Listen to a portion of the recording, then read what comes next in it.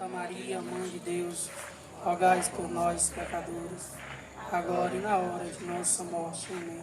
Nossa Senhora, Mãe de ternura, rogai por nós. Pai do Filho e do Espírito Santo. Amém. Vê São João Jerusalém para mim de novo. Jerusalém. Então, boa noite. Tudo bem com vocês? Eu vou dar algumas dicas de livros, tá bom? E dicas de locais que vocês podem aprofundar o assunto, para vocês pesquisarem após o curso ou durante o curso, tá certo? Porque são 5 aulas, né, Giovanildo? 5 aulas. Essa é a terceira. Aí começou o curso de Mariologia hoje em Pacajus. Aí eu vou contar com alguns irmãos para me ajudar a dar o curso lá, porém eu vou ter que dar algumas aulas também lá. Aí eu vou ver como é que vai ficar a questão daqui, viu? Como é que a gente vai fazer. Mas eu vou tentar te ajudar, certo? Aí eu vou estar coordenando o centro de formação de lá agora. Aí rezem por mim pela nova missão, né? Aí a gente vai fazer parceria, viu? E acho que é isso. Então, o primeiro livro que eu vou indicar é Maria, Espelho da Igreja. Maria, Espelho da Igreja. É do Raniero Cantalamessa, o Frei Raniero Cantalamessa, né? Ele é pregador do Papa há uns 30 anos, mais ou menos. Ele pregou para o São João Paulo II, Bento XVI, Papa Francisco. Eu acho que ele ainda aguenta mais outro Papa ainda, viu? 30 anos pregando para o Papa, né? Não é brinquedo não, viu? E para pregar para o Papa tem que ter muita bagagem, né? Então, Maria, Primeira Igreja é um dos livros sobre Nossa Senhora, riquíssimo, né? Que a Denise leu também já. Tem outro muito bom também, que o nome é As Glórias de Maria, que eu já indiquei. Santo Afonso Maria de Ligório. As Glórias de Maria. Santo Afonso Maria de Ligório. É um outro que você vai encontrar só na estante virtual. Esse livro é raríssimo. Raríssimo e quase caríssimo, né? Não é tão caro não vale a pena. Maria, Primeira Igreja, do Papa Bento XVI. É um livro bem antigo dele. E da melhor obra que ele tem sobre Nossa Senhora é essa que ele escreveu. Ele tem outro, mas essa é a melhor. Ele fez junto com um teólogo que a Amy gosta muito, Fan Baltas.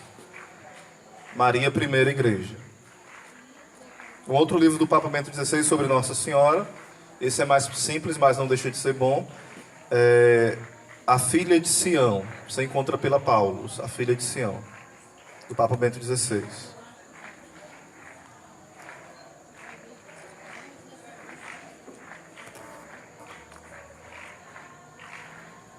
Conseguiram copiar já os 4? Tratado da Verdadeira Devoção, vocês já vão comprar para a consagração, né? Tratado da Verdadeira Devoção, São Luís Grão de Montfort, quem já tem? Tratado? Uma pessoa, duas. Tratado da Verdadeira Devoção. Esse livro ficou escondido por 100 anos, né? Porque o diabo não queria que esse livro fosse conhecido. Sinal que o livro é bom. Se o diabo não gosta, é sinal que é bom, viu? Tudo que o diabo não gosta é bom. Tratado da Verdadeira Devoção, São Luís Grignon de Montfort. Do mesmo autor, O Segredo de Maria. O Segredo de Maria. E do mesmo autor, O Segredo do Rosário. O Segredo de Maria e O Segredo do Rosário. A maioria desses livros você encontra em PDF. O do Frei Raniero não encontra em PDF. Esse raro do Papa também não encontra. Mas o Glória de Maria encontra em PDF, o Tratado encontra em PDF, o Segredo de Maria, o Segredo do Rosário. Quem tem paciência ler em PDF, baixa. Só que uma dica que eu dou, né? A gente tem 1000 livros em PDF, não lê nenhum, é melhor comprar, né? É bom você passar para os outros, tudo bem, mas tem pessoas que baixam 1000 livros. Pergunta se ela leu um em PDF, ela não leu nenhum, nem vai ler. Aí então é melhor tentar comprar, entendeu? Ou então imprimir. É melhor ter um livro e ler do que ter 1000 e não ler nenhum. Porque senão vira compulsão, né? Tu tem compulsão de dizer que tem livro. Para se mostrar, né? Para se achar inteligente. Isso não pode, não é de Deus não, é do cão.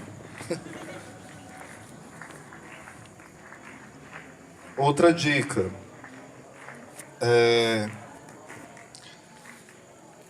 Agora deu um branco, eu tenho ele em casa e deu um branco. O autor é Vittorio Messori. Vittorio Messori. Ele é um jornalista, é um livro muito bom mesmo. Eu achei ele assim por uma grande providência de Deus lá na Paulus. Eu não tinha dinheiro, mas mandei guardar, com um mês eu fui buscar, né? Era um livro que eu achei, ele fez umas pesquisas sobre as aparições, é bem aprofundado mesmo. Muito aprofundado, é mais ou menos umas 500 páginas, mas vale a pena, eu comprei, era barato, era uns R$ 50 na época. Eu acho que deve estar essa média ainda, não é tão caro. Vittorio Messori, se eu não me engano, é Enigmas. Você coloca mais ou menos isso na internet que eu acho que vai aparecer. Enigmas sobre Nossa Senhora. Vittorio Messori. Ele é um jornalista, mas também ele faz um trabalho de teólogo. Ele entrevistou o Papa Bento XVI. Escreveu até um livro chamado A Fé em Crise, né? Com essa entrevista. Deixa eu ver aqui outro livro. O Catecismo, quem tem o Catecismo aqui? Aquele amarelinho. Aí lá tem várias partes sobre Nossa Senhora também, né? Que você pode ler. Eu não estou dando por ele porque eu suponho que todos vocês vão comprar o Catecismo. Certo? Ou agora, ou daqui para o final do ano, né? Vai servir muito para esse curso e para outros. Catecismo da Igreja Católica. Deixa eu ver aqui um outro material. Alguém tem alguma dica de livro? Sobre Nossa Senhora? Tu tem esse daí, né? Salve Santa Rainha do Scott Hahn. Muito bom também. Salve Santa Rainha do Scott Hahn. Tem A Mulher do Apocalipse, que é também do professor Felipe Aquino. A Mulher do Apocalipse. Tem também Maria, Mulher de Gênesis e Apocalipse, que é do Monsenhor Jonas Habib. Tem um do Augusto Cury, Maria, a maior educadora da história. Pronto.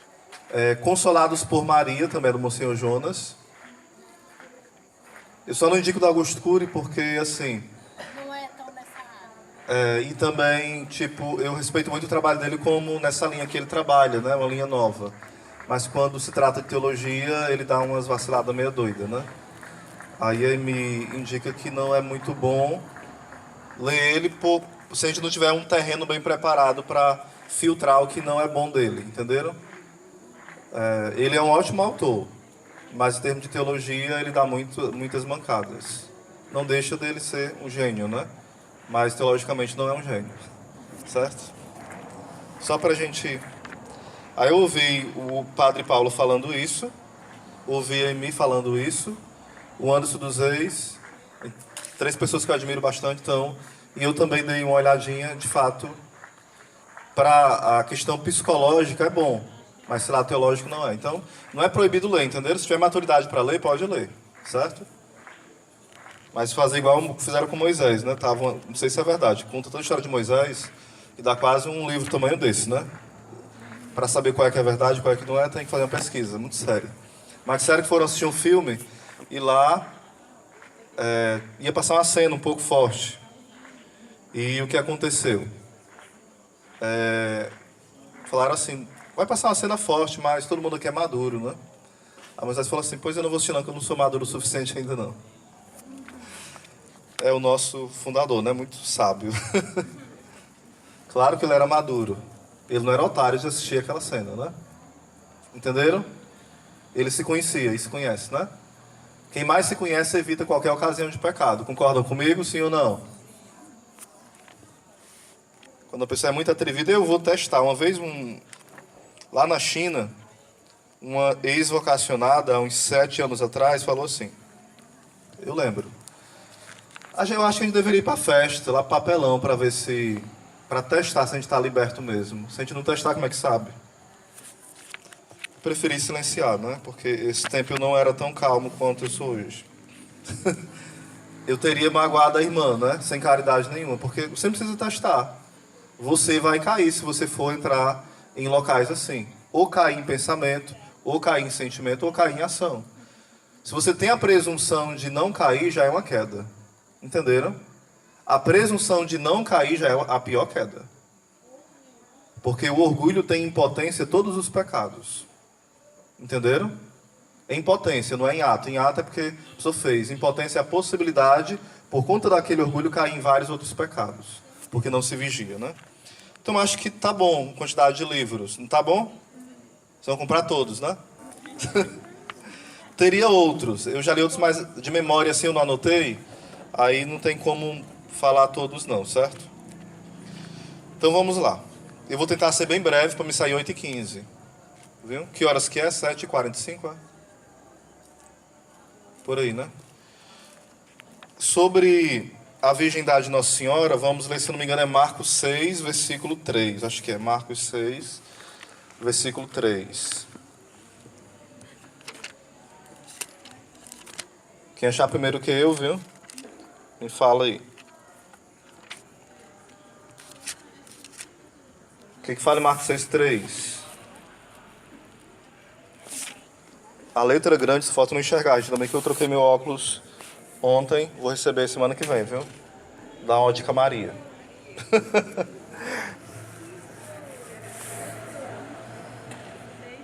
6:3. Leiam para mim. Fala assim, né? Não é este o carpinteiro? Não é ele o carpinteiro. O filho de Maria. Podem ler. Pode ler. Não é ele o carpinteiro, filho de Maria, irmão de Tiago, José, Judas e Simão, e suas irmãs não estão aqui conosco, e mostravam-se chocados com ele. Pronto, tá bom. Aí a gente pode pensar assim, mas olha, e agora eu descobri, agora você é protestante, né? Tá aqui os irmãos de Jesus. Não é esse o filho de Maria, irmão de Tiago, José, Judas e Simão? Tem outra passagem que ainda fala assim, não estão entre nós as suas irmãs. Além dos irmãos tem as irmãs, né? Então é muito filho, né?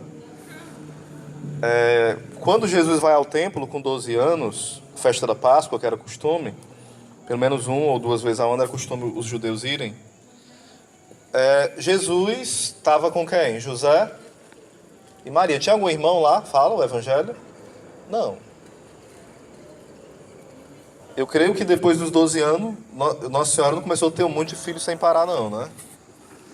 Porque pela lógica era para ser no mínimo 6 irmãos. Porque tem 3 aqui, ainda tem as irmãs, no mínimo 5, né? Porque irmãs é mais de uma, né? Então, no mínimo, era para ter 5 filhos fora Jesus. Em 18 anos era para ter esses 5 filhos, se bem que pode acontecer isso. Mas não era isso que eu queria falar. Era o seguinte, ó. Fala aqui a palavra, o filho de Maria. Diga comigo, o filho. Quando fala o filho, está apontando que ele é único, primogênito. Não é um dos filhos de Maria. Aqui o evangelista, ele deixa bem claro, né? O filho. E esse o filho tem parentes. Ele é humano, ele tem parentes. E esses parentes quem são? Tiago, José, Judas, Simão e tem outras irmãs, né?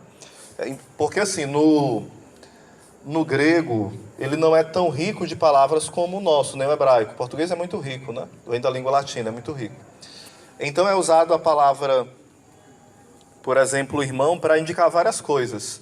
Pessoas da mesma tribo, por exemplo, Abraão e Lote. E Abraão e Lote são tio e sobrinho. E eles se chamam de irmão, lá em Gênesis, né? Quando eles se comunicam, eles falam que eles são irmãos. Mas o texto mostra que eles são o quê? Tio e sobrinho. Várias passagens da Bíblia mostram essas situações de pessoas da mesma tribo ser chamados de irmãos. É interessante que até Abraão fala que a esposa dele é o que dele? Irmã. Alguns dizem que Abraão mentiu. Ele pode ter mentido porque ele também não falou que era irmã e esposa. Mas era parente dele, próxima, da mesma tribo. Então era irmã. Ele não mentiu 100%, né? Ele não contou toda a verdade, né? Então, era muito tranquilo. Por exemplo, lá em Atos, vai falar que Jesus apareceu para Pedro, para os apóstolos. Aí Paulo fala que ele apareceu, também ele fala em Coríntios isso, né? Que por último ele apareceu a Paulo, que é um abortivo. Ele se considerava assim o pior dos piores, né? E ele falava o seguinte, né? Ele também apareceu para 500 irmãos. Ou seja, todos eram filhos de Nossa Senhora, os 500 irmãos. Vocês estão entendendo? Ou seja, várias vezes na Bíblia a palavra irmão quer dizer parente próximo. Às vezes primo e às vezes um parente próximo. Não precisa ser só primo, entenderam? Porque a gente pode dizer assim, não, mas nunca a Bíblia chama alguém de primo. Chama. Quando chama Isabel de prima ou parenta. Dependendo da tradução, chama Nossa Senhora de quê? De Isabel, prima ou então parenta. Então a palavra primo era usada, mas muito raramente, entenderam? Não é que nunca era usada, mas raramente a palavra primo era usada. Você encontra, talvez, no Novo Testamento, umas 5 vezes, no máximo, a palavra primo. E várias vezes a palavra irmão, se referindo a primo, dezenas e dezenas de vezes. Entenderam? Então, não era uma linguagem muito usada. E tipo assim, Lucas sabia que as pessoas conheciam a história de Jesus, a história de Maria. As primeiras comunidades conheciam e sabiam que ele, Jesus no caso, não tinha outros irmãos. Era muito tranquilo. A gente precisa explicar hoje porque são quase 2000 anos, né? Mas para os apóstolos era muito tranquilo falar dessa forma aqui. A linguagem grega e também alguns falam que Mateus escreveu no hebraico, né? Outros falam que foi em grego. Mas resumindo, para os primeiros cristãos era tranquilo que Nossa Senhora nunca teve filho. Nunca teve briga sobre isso, entenderam? Nunca. E como eu falei para vocês da outra vez, até Martinho Lutero acreditava piamente que Nossa Senhora sempre foi virgem, antes, durante e depois do parto. Então, para Martinho Lutero não tinha briga sobre essa questão. Martinho Lutero é o fundador dos protestantes, né? Então, para ele não tinha essa briga de dizer que Nossa Senhora não é virgem. Era muito tranquilo. Para os protestantes hoje, que é uma aberração falar que Nossa Senhora é virgem. Porque são protestantes que não têm assim um amor profundo à verdade, nem a humildade a aprender. Eles querem inventar uma doutrina nova, né? Então eles começam a buscar o que dá na cabeça deles. Vocês estão entendendo? De uns 100 anos para cá que tem essas loucuras. O pentecostalismo, dentro do protestantismo, ele foi bom para eles em alguns pontos, porque eles se abriram os dons, porque Martinho Lutero, Calvino, os outros protestantes das primeiras igrejas, não usavam os carismas do Espírito, dom de línguas, tal, não. São as igrejas históricas. Aí mais ou menos no ano perto do ano 1900, que começou uma explosão dos carismas dentro do protestantismo. Vocês sabiam disso? Vocês achavam que sempre tinha, como é hoje? Não, não era. Essa versão que nós vemos, aquela gritaria, né? Aquele glória a Deus sem parar, que não escuta nem o pregador falar, a oração em língua, e pulando e dançando no Espírito e tal, veio acontecer de uns 100 anos para cá, mais ou menos, entenderam? Não era assim no protestantismo. De uns 100 anos para cá. O movimento Hollins, que chama, lá na Inglaterra, que começou, lá nos Estados Unidos, aliás. Daí surge, né, a história da renovação carismática, pertinho deles também. Aqui é outro curso, viu? Curso Renovação Carismática. Deu para entender mais ou menos aqui que essa questão da virgindade para os primeiros cristãos nunca foi problema, nunca, nem para os reformadores protestantes nunca foi. Começou a ser de um tempo para cá. Aí vocês podem esclarecer bem esse assunto, tá aí alguns sites. Veritatis Splendor. Quem conhece esse site? Veritatis Splendor. É do Alessandro Lima, não sei se ele administra mais. Ele é um ex-protestante muito bom. Ele escreveu alguns livros de apologética. Só um que eu não gosto. Que ele escreveu falando mal sobre o dom de língua, né? Mas o resto tá bom. Veritatis Splendor. Aí se você tem uma dúvida, aí pega assim o celular, ó. Coloca assim, ó. Você fala bem pertinho deles. Ou então escreve. Veritatis Splendor, Virgindade de Nossa Senhora. Aí ele vai dar vários tópicos falando Nossa Senhora Virgem na Bíblia, Nossa Senhora Virgem, os santos provando, vários tópicos, entenderam? Ele vai mostrando pelos santos, pela Bíblia, só que separado. Em um tópico é só na Bíblia, outro tópico é só os santos. os santos padres. Quando eu falo os santos padres, são os nossos primeiros pais na fé, que nos ensinaram a fé no início da igreja. Não é que eles eram padres. Padre quer dizer pai. Pai na fé, entenderam? Então teve santos padres que eram padres, eram bispos, e teve santos padres que eram leigos como nós, mas ensinaram a fé. Entendido até aqui? Alguma pergunta? Veritatis Splendor, anotaram esse site? Qualquer dúvida dessas mais comuns, purgatório, inferno, adventista do sétimo dia, guarda do sábado, imagens, tudo tem lá. Veritatis Splendor, quer dizer esplendor da verdade, a verdade que brilha, né? É o Alessandro Lima, que é o autor desse site. Ele compilou vários sites, juntou e formaram esse grande site, é um dos mais visualizados no Brasil e no mundo, a nível de português, né? Aí tem outro, apologistas católicos. Apologistas católicos. Isso é muito bom também. Porque eu não posso só pescar, eu tenho que ensinar vocês a pescarem, né?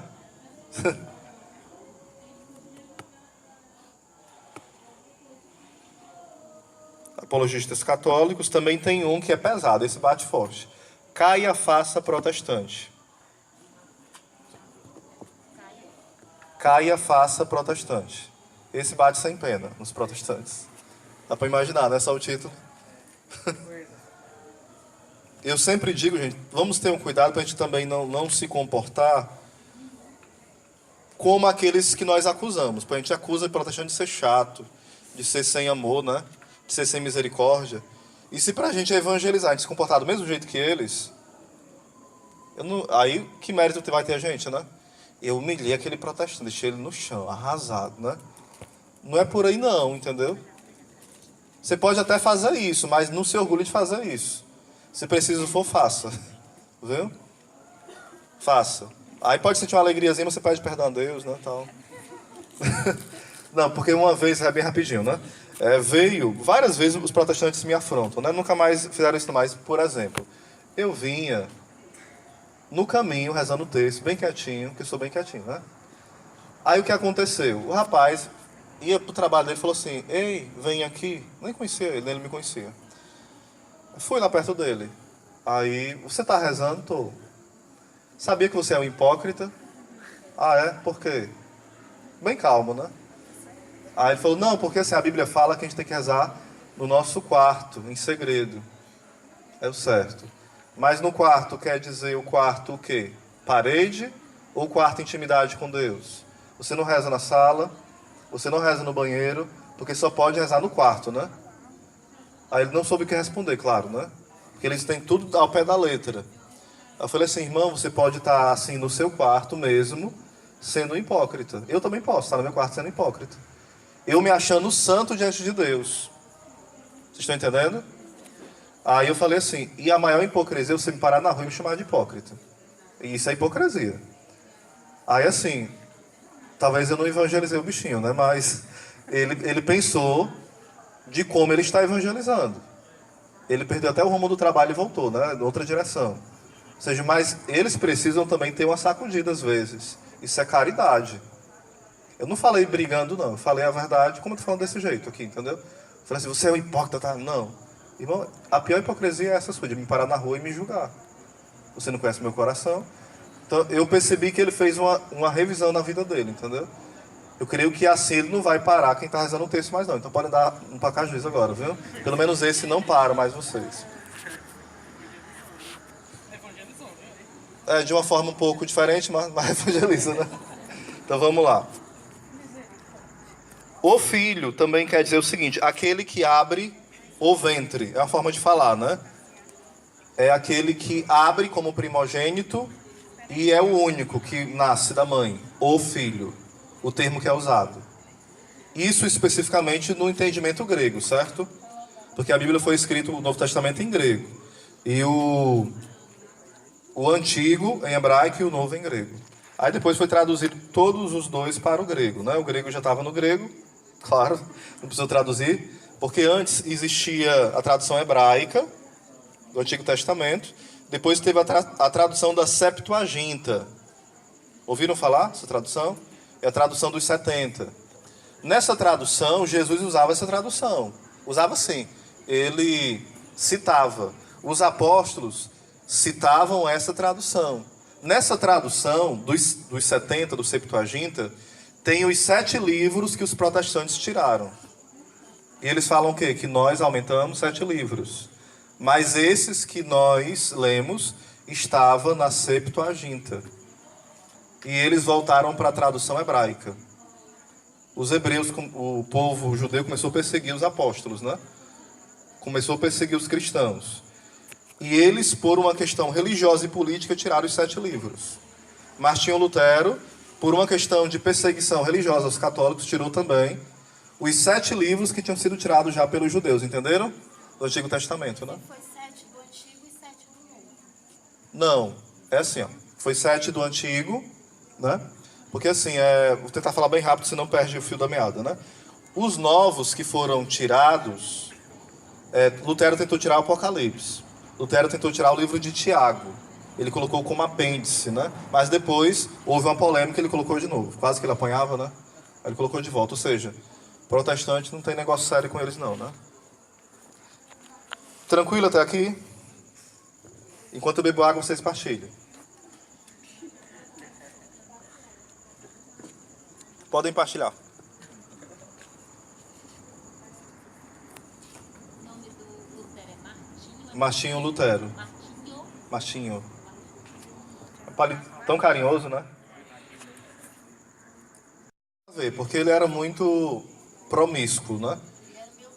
Era meio perturbado. O próprio filme que fizeram dele, que fosse os protestantes que fizeram, eles acharam que exaltaram Lutero, mas eles mostraram um doido. Porque eu assisti um filme e eu vi um doido ali. E eu olhei com o olhar, não, eles vão colocar Lutero assim lá em cima, que foi um filme feito por protestantes, né? Eles colocaram Lutero como um doido. Será que eles não perceberam? Eu sou mais doido que Lutero. Eu fiquei assim, impressionado. Claro que fala mal do catolicismo lá, né? Claro que fala. Voltando, vamos pra cá, né? Que o Joanildo tá nervoso ali, né, Joanildo? Nossa Senhora como Mãe de Deus. Eu falei bem rápido daquela vez. Eu vou dizer como está escrito aqui. Mas acho que livro grande é esse. O nome é assim, ó. Eu não sei nem dizer o nome, né? Denziger. Eu enrolo a língua para falar esse nome. Denziger. O nome é Compêndio dos Símbolos, Definições e Declarações de Fé e Moral. Compêndio dos Símbolos, Definições e Declarações de Fé e Moral. Resumindo, aqui está todos os concílios da igreja, todos os documentos resumidos. Todos. Dos 2000 anos, entenderam? Não está tudo, claro. Está resumido aqui, entenderam?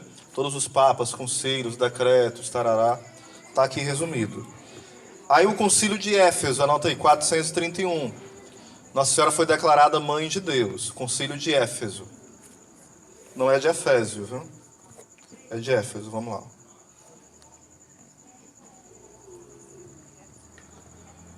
Aí fala assim, ó, esse decreto do concílio. Todo mundo estava esperando que Nossa Senhora fosse declarada Mãe de Deus. Todo mundo já acreditava que ela era Mãe de Deus. Porém, Nestório, ele disse, não, ela não é Mãe de Deus. Ela é Mãe de Cristo. Mas Cristo não é Deus, sim ou não? Ele falou, mas porém, ela é Mãe de Cristo, então ela é mãe de uma parte de Jesus. Da parte divina não é mãe. Ó, ele fez uma confusão. Porque assim, ó, eu já expliquei da outra vez, se não me engano, Nossa Senhora, ela é Mãe de Deus. Não quer dizer que antes de Deus existir, Nossa Senhora existia e era uma Deus? É assim essa confusão? Não. Deus sempre existiu. Quem criou Deus? Pergunta para o seu irmão, quem criou Deus? Vocês nunca se perguntaram? Se um ateu perguntar. O filho me perguntou. Eu disse que eu não sabia, né, também. Porque os ateus falam que nós criamos Deus. Que a gente inventou um Deus porque não dá conta dos nossos problemas, né? Nietzsche fala isso e outros ateus doidos, né? Deus sempre existiu. As pessoas, não, como é que pode? Aí porque eu não entendo, aí não, ele não existe porque eu não entendo. Se eu entendesse eu que era Deus, não era não? Concordam comigo? Sim. Se eu entendesse como é esse processo, eu que era Deus. Nem no céu nós vamos entender Deus como Ele é, na totalidade. Deus será uma eterna novidade. Nós vamos entender tudo, mas não tudo do que Deus é. Tudo que nós aguentamos saber. Porque nós vamos continuar no céu sendo criaturas, entenderam? Deus, quem consegue compreender Deus como Ele é? Só Deus. Nem a Virgem Maria. Só Deus. Entenderam? É algo tão grande que nem os santos, nem os anjos conseguem entender Deus na sua totalidade, na sua essência. É algo assim que é bom a gente pensar para rezar, mas não pensar para entender assim matemática não. Matematicamente senão a gente fica doido, né? Fala assim, ó. Digam comigo, com efeito, não nasceu na carne. Falei heresia, peraí. E li errado. De novo. Com efeito, não nasceu antes. O que tem a ver antes com carne? Não nasceu antes da Santa Virgem. Um homem qualquer, sobre a qual depois desceria o Verbo. Mas se diz que este, unido desde o útero materno, assumiu o nascimento carnal, apropriando-se o nascimento de sua própria carne. Por isso os santos padres não duvidaram chamar a Santa Virgem de Deípara. Como eu falei, Deípara é aquela que pariu Deus. Fala assim, fulano deu a luz, fulano descansou, não, fulano pariu. É a forma correta de falar, entendeu? Forma científica, né? Por isso que é Deípara, aquela que pariu Deus. Ou pode chamar também, chama Theotokos, mãe de Deus. O latim Mater Dei, mãe de Deus. Entendido? Não, né? Só está lido, né? Vamos entender agora, né? Vamos lá. O que na história achava? Que havia uma separação entre a parte humana e uma parte divina. Mas Nossa Senhora é mãe de uma pessoa. Como é o teu nome, irmã? Novamente. Madalena. Eu não posso falar assim, ó. Quem foi que deu a alma para ti? Deus. O teu corpo, quem foi que te deu? Assim, colaborou para que ele existisse? Seus pais. Mas eu não posso... A Madalena é filha de quem? Não, ela é filha... Qual é o nome dos seus pais?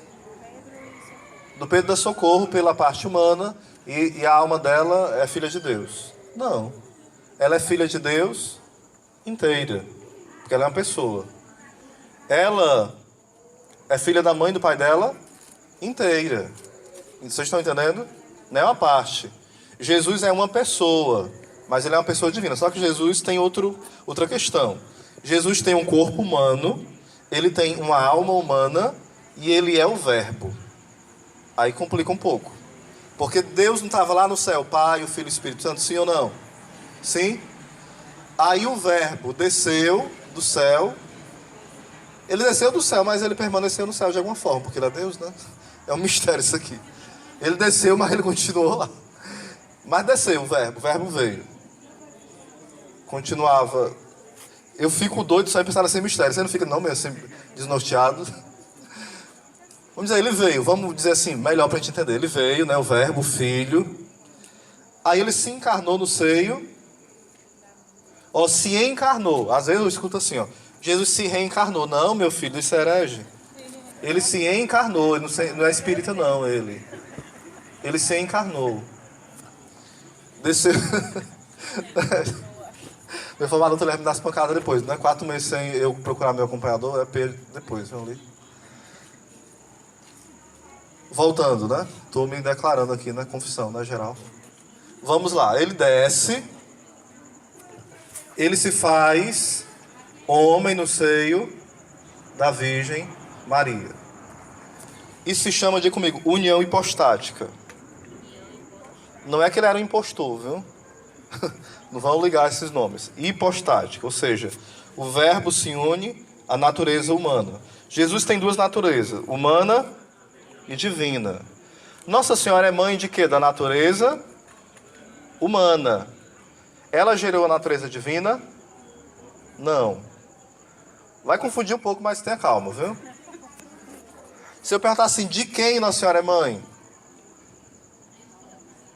Ela é mãe de Deus. Ela é mãe de Jesus, que é Deus. Mas do que ela é mãe em Jesus? Da parte. Mas eu nunca pergunto, Nossa Senhora é mãe do quê? Vocês perguntam? Quando eu pergunto, Nossa Senhora é mãe de quem? De Jesus, que é Deus. Então ela é mãe de uma pessoa. Ela não gerou Jesus na eternidade, que ela não é deusa, mas ela gerou a parte humana que estava unida à parte divina. Entenderam? Por isso ela é mãe de Deus. E a igreja sempre entendeu isso, mas na história não aceito não. Ela é cristotocos, só mãe da parte humana e a igreja. Nós estamos falando isso, rapaz, entendo, mas não tem separação não. Ela é mãe de uma pessoa, não é de uma parte dele não. Vocês entenderam mais ou menos? De quem Nossa Senhora é mãe? Do que ela é mãe em Deus? Pronto. O Padre Léo explicou bem fácil uma vez, né? O Padre Léo era demais, ele é, né? Só não foi dada entrada no processo dele de canonização porque a comunidade não tem dinheiro ainda de entrar no processo. Mas se tivesse dado entrada, ele já seria canonizado, sem dúvida. Comunidade Betânia, né? Aí ele falou o seguinte: por que Nossa Senhora é Mater Dei? Mater, ele falou que vem de matéria, aquela que dá a matéria. Então quem foi que deu a matéria ao verbo? A Virgem Maria, a parte biológica. Então por isso que ela é mãe de Deus, porque ela deu a matéria ao próprio Deus. Deus não tinha matéria, ele era apenas espírito. Ela deu a mater, por isso ela é Mater Dei, mãe de Deus. Entenderam mais ou menos? Ela deu a matéria. Eu perguntei para o meu professor de latim, quando eu passei só um ano na faculdade, né? Mater e matéria tem uma coisa a ver? Ele falou assim, eu não sei. Aí então, já que ele não sabe, o Padre Léo falou, ficar com o Padre Léo, né? Entre quem não sabe, professor de latim não saber disso. Aí eu prefiro acreditar no Padre Léo. Entendido sobre Nossa Senhora ser mãe de Deus? Sim ou não? No ano 431, Concílio de Éfeso. Agora Nossa Senhora como aquela que participou do sofrimento de Cristo. Teve a paixão. Nossa Senhora teve o quê? A compaixão. Ela sofreu com Ele. Aí vai falar os Santos Padres o seguinte, ó. Adão adormeceu na cruz. Adão não, o novo Adão que adormeceu na cruz, né? Adão adormeceu no paraíso. E daí foi tirada a nova Eva. Certo? Do Adão sai a Eva primeira, não a nova, a Eva. Jesus, ele é o novo Adão. Do lado dele, saiu da onde, Eva? Do lado de Adão, a costela, não é isso que se fala? Embora tenha uma briga entre os teólogos que não é costela, a palavra não deixa para lá. É entre eles, né? Nossa Senhora está aos pés da cruz. Ali está 3 coisas prefiguradas no Antigo Testamento. Diga comigo. Adão, Eva e a árvore. No Calvário quem está? O novo Adão, a nova Eva e a árvore da cruz. Entenderam? Ali está a tríade da perdição no Antigo Testamento. Os 3 que entram na perdição, né? O Adão e a Eva e a árvore lá que foi um dos meios de pecado, né? Simbolicamente. Mas ali apontava para, de forma negativa, quando eu falo assim, eu acho que eu já falei aqui, tem a figura positiva e tem a figura negativa. Ou seja, Eva, Nossa Senhora é Eva ao contrário, entenderam? Então, Eva simbolizava Nossa Senhora, mas Nossa Senhora sendo Eva ao contrário, em alguns aspectos. Eva, originalmente, simboliza Maria mesmo, porque Eva foi imaculada, sim ou não? Eva foi virgem. Eva era prometida em casamento. A quem?